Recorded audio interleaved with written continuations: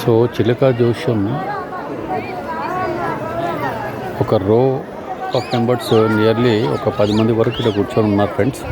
చిలక జోష్యం చెప్పడానికి చెప్పించుకోవడానికి కూడా చాలామంది కూర్చొని వెయిట్ చేస్తున్నారు.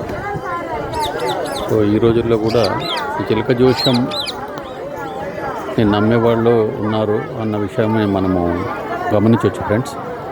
ఇది ఈరోజు జనవరి 1 కీసరగుట్ట శివదర్శనం కోసం వచ్చినాను ఫ్రెండ్స్ ఇక్కడ. సో చాలా నాకు వింతగా అనిపించింది, అందుకోసమే నేను ఈ వీడియో తీస్తున్నాను. సో మీకు ఏమైనా నచ్చితే ఈ వీడియో లైక్ చేయండి, షేర్ చేయండి, సబ్స్క్రైబ్ కూడా చేసుకోండి ఫ్రెండ్స్. సో ఈవెన్ ఇన్ 2025 కూడా ప్రజలు ఏ విధంగా చిలక జోస్యం చెప్పించుకుంటున్నారన్న విషయాన్ని మీకు చూపించే ప్రయత్నం చేస్తున్నాను ఫ్రెండ్స్.